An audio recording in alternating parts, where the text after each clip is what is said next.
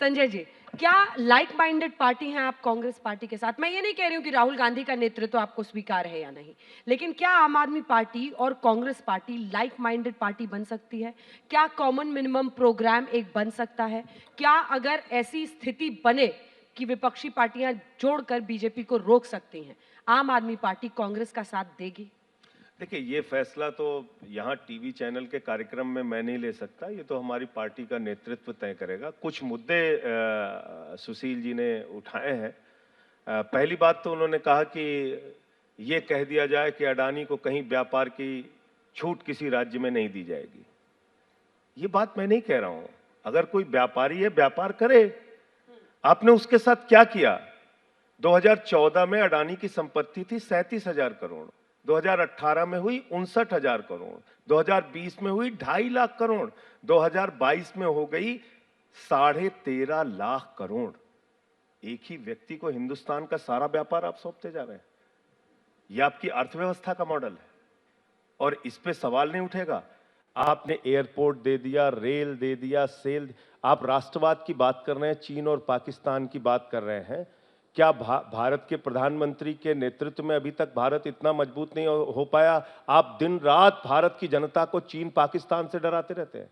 महंगाई पे सवाल पे चर्चा नहीं करेंगे, बेरोजगारी पे चर्चा नहीं करेंगे, काला धन पे चर्चा नहीं करेंगे, किसानों की एमएसपी पे चर्चा नहीं करेंगे। जब भी चर्चा होगी आप चीन, पाकिस्तान, चीन। अरे भारत को इतना कमजोर दुनिया के सामने मत प्रदर्शित कीजिए, कृपा करके।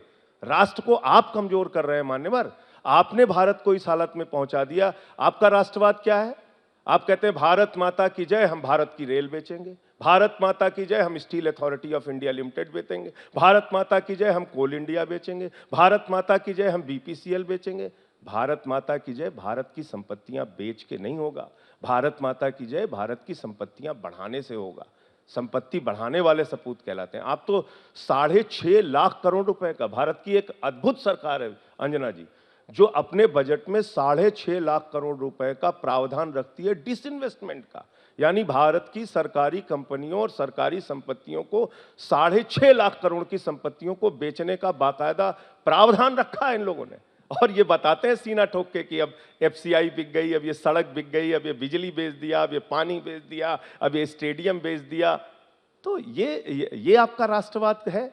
ये क्या इसके लिए हमारे बाबा साहब डॉक्टर भीमराव अंबेडकर ने भारत का संविधान बनाया था? क्या इसके लिए राष्ट्रपिता महात्मा गांधी ने देश को आजाद कराया था? क्या इसके लिए शहीद आजम भगत सिंह ने इस देश को आजाद कराया था कि आप देश की संपत्तियां औने पौने दामों पर बेचते जाएंगे और चंद पूंजीपतियों और उद्योगपतियों के हाथ में देश का सारा व्यापार दे देंगे? क्या ये हमारी अर्थव्यवस्था का मॉडल होना चाहिए? आप दिल्ली के अंदर हमने जो काम किया, बिजली पे, पानी पे, शिक्षा पे, स्वास्थ्य पे, उसका आप दिन रात मजाक उड़ाते हैं। कहते हैं अरविंद केजरीवाल तो रेवड़ी बांट रहे हैं, रेवड़ी बांट रहे हैं। अरे भाई, आप पूंजीपतियों को रेवड़ी बांट रहे हैं, हम जनता को रेवड़ी बांट रहे हैं। हम उनको अगर जेब में उनकी राहत दे रहे हैं, तो आज दिल्ली एकमात्र राज्य है पूरे देश में जहां महंगाई की दर सबसे कम है। दिल्ली एकमात्र राज्य है जहां पर हमने बजट मुनाफे का दिया है पिछले 8 वर्षों में लगातार। तो ये हमारी सरकार की उपलब्धि है। आपको, और मैं समझता हूं कि अभी भी आप राष्ट्रीय जनतांत्रिक गठबंधन की सरकार चला रहे हैं। आपकी तो सरकार के नाम में ही गठबंधन लिखा हुआ है। तो इसलिए ये कहना, ठीक है, आपको जनता ने बहुमत दिया, अच्छी बात है। लोकतंत्र में जनता मालिक है, वो जिसको चाहे जिताए, जिसको चाहे हराए, ये उसकी ताकत है, उसका अपना अधिकार है, उसके फैसले को सबको मानना पड़ता है। लेकिन किसी भी इतने बड़े 130 करोड़ की आबादी वाले देश में किसी भी पार्टी को इतना अहंकार नहीं होना चाहिए कि हम हमेशा सत्ता में रहेंगे। हम 415 थी तो मैंने बताया तो आपको कांग्रेस की, लेकिन बाद में 89 में हारी कांग्रेस। तो कैसे हारी? सारे लोग मिलकर लड़े इनके खिलाफ। तो इसलिए